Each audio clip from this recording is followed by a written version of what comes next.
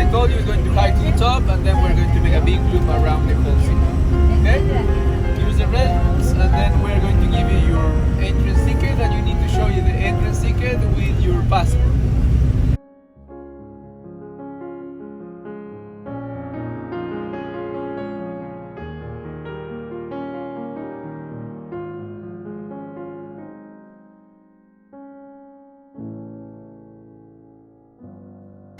A loop means that we're not going to see again the same path. Means that take your chance, take pictures, enjoy the view. Remember, we have Jonathan and Jacqueline with us. Means that if you have any questions, just let us know, okay? The reason why they decided to build Machu Picchu on top of this mountain. On top of Machu Picchu mountain, we have two natural springs.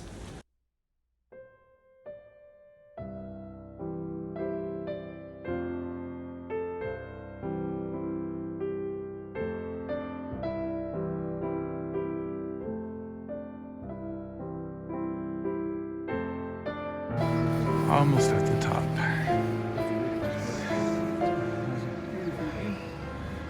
Gorgeous.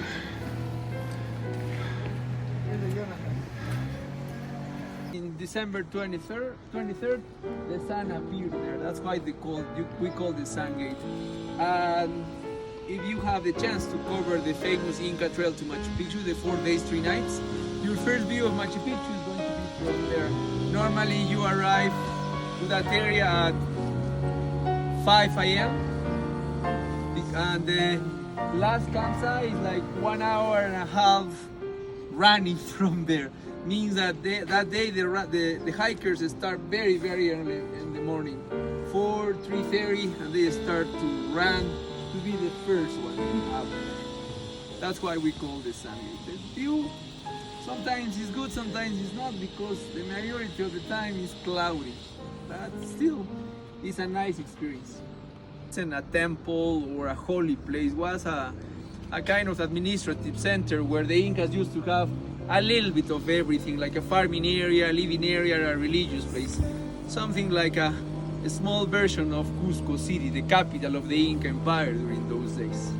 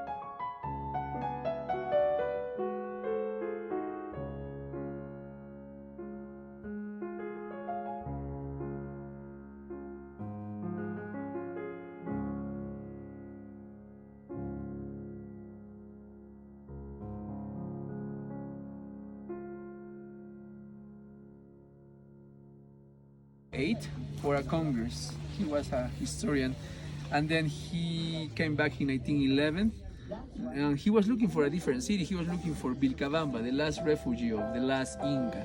In that process, he asked for some Inca remains, and he followed the Urubamba River all the way until a place that we call Mandor at the back of Huayna Picchu mountain. And he found some farmers there, and he asked about where can I find some Inca remains or ruins. And the farmers down there pointed this mountain. They say, oh, on top of Machu Picchu mountain, you can find some walls and some ruins there.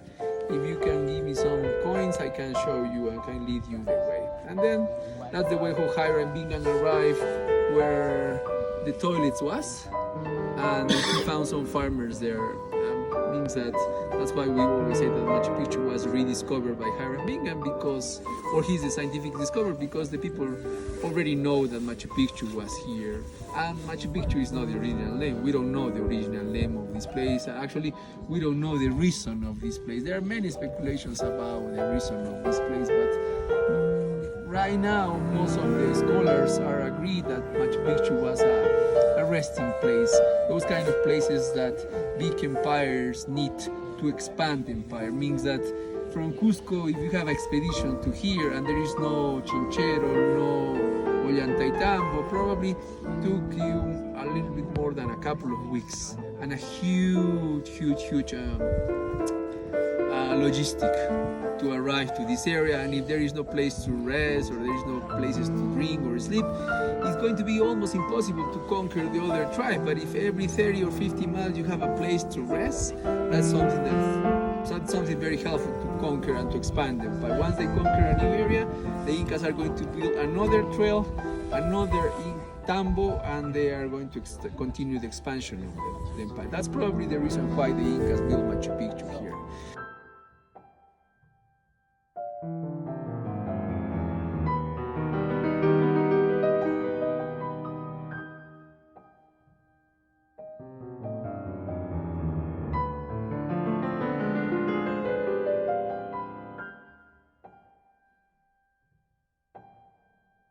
System of trails and canals along the whole town.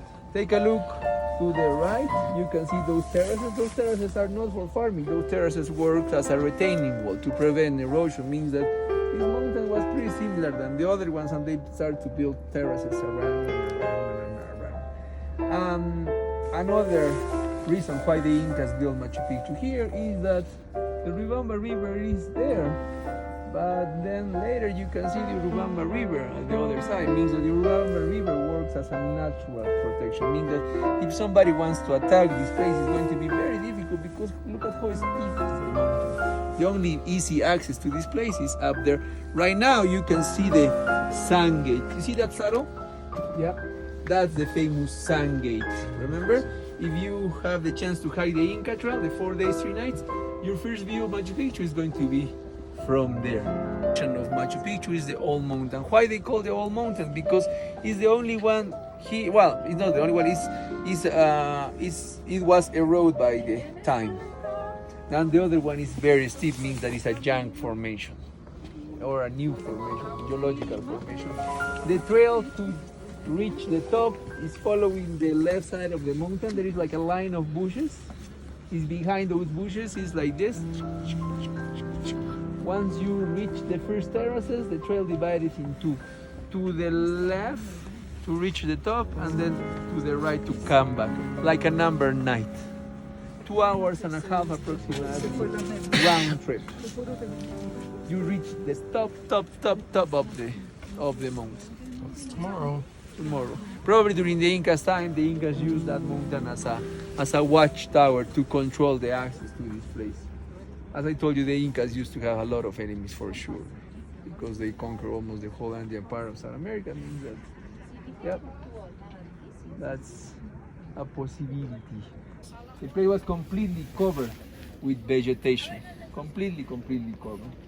Then little by little, Hiram Bingham started cleaning it, and he came back to US to get some found. He came back in 1914, 1918. In one of those expeditions, Hiram Bingham found a cemetery in that area. And according to the research, the majority of the bones that Hiram Bingham found here were female bones. That's why at the beginning, Hiram Bingham used to say, oh, Machu Picchu was the town of the chosen ladies of the sun, the concubines of the Incas. Thanks that Hiram Bingham put all of those artifacts in Yale University, they reanalyzed those bones later and they found that it was almost 50-50. Then that's the moment when Hiram Bingham said, oh no, my mistake. Probably Machu Picchu was the royal estate of Pachacútec. Who was Pachacútec, remember? The most important ruler during the Incas time. The guy that defeated the archenemies of the Incas, the Huarichancas in 1438. But why Hiram Bingham said that this is Pachacútec town is because Pachacútecs start to build or rebuild everything with, not everything, the temples areas with a specific architecture, imperial style, rock and rock without any kind of mortar. That's something that you can see here, and that's why Hiram Bingham said, oh, Machu Picchu was the royal estate of Pachacútec, the most important. But as I told you right now, we believe that Machu Picchu was an administrative center with temples, farming area, a place that the Incas need to expand their empire.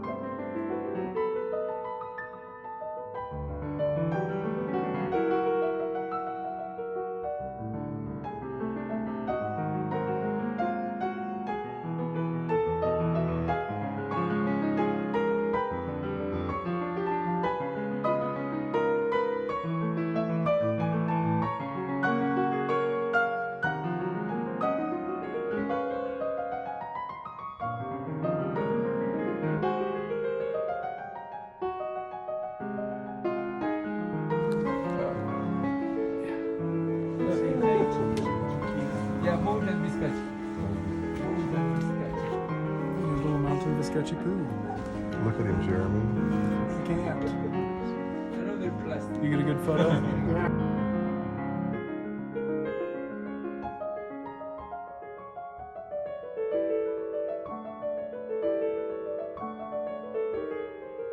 The line of rock in one side of the building, that line of rock is marking the bed area. It's one single door, just one small window, some niches, because the Incas used those niches as a locker. Of course, the wall was a little bit taller, and it was a house. How many people probably used to live here? No more than 4 or 5 people. How many of these buildings we have here in Machu Picchu? No more than 200. That's why our scholars estimate that no more than 1,000 people used to live in Machu Picchu. There's a question about Machu Picchu. You say, okay, Alvaro, if the Spaniards never arrived to this place, why they abandoned Machu Picchu?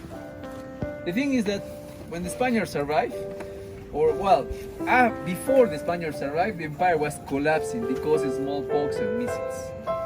Means that something that was very important during those days is to have a connection with the other Tambo or with Cusco, because remember, the Incas used to collect all the production and redistribute everything. Means that here, for example, you produce mainly a small variety of corn and some peppers, but there is no way that you survive just eating corn and peppers. You need to get some other products from other areas of the Andes. But because the empire was collapsing, nobody can transport goods to this area, and the people that used to live here, they say, okay, what we are going to do here? There is no way that we can survive just eating corn and chewing coconuts. We need to come back to Cusco, and then the forest covered. That's the way for Machu Picchu is, because the Spaniards never arrived in this area.